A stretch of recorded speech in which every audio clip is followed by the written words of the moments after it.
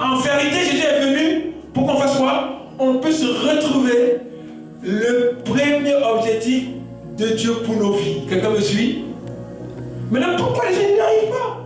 Pourquoi on n'arrive pas à voir Éden dans la vie des gens? Pourquoi est-ce qu'on n'arrive pas? Pourquoi les gens n'arrivent pas à vivre Éden?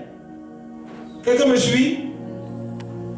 Je me suis dit, la première chose que je me suis dit, je me dis, soit les enseignants, les prédicateurs, soit ils ne donnent pas au peuple ce que le Seigneur, les instructions du Seigneur. Parce que s'il donne les instructions du Seigneur, parce qu'il y a des gens qui sont venus me dire, mais j'ai respecté tout.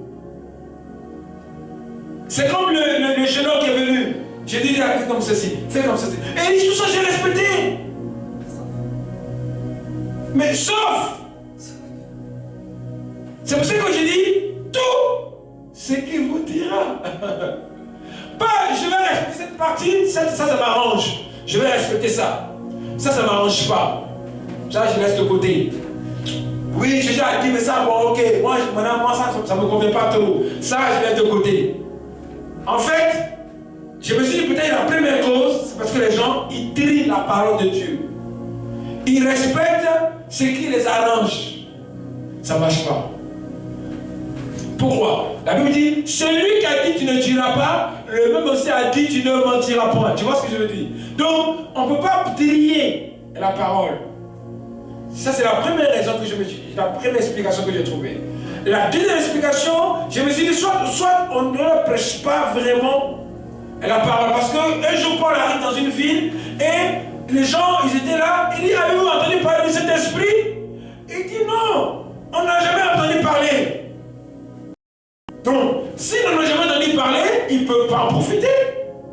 Puisqu'ils ne savent même pas ce que c'est. Et souvent aussi, soit des interprétations que les gens font ne sont pas correctes. Amen.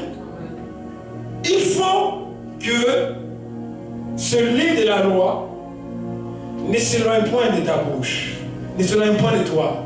Nuit et jour, médite la nuit et jour. Mon livre médite la nuit et jour. Toi, tu médites ni matin, ni le jour, ni la nuit. Déjà là, on a un problème déjà. Déjà là, il y a déjà un problème.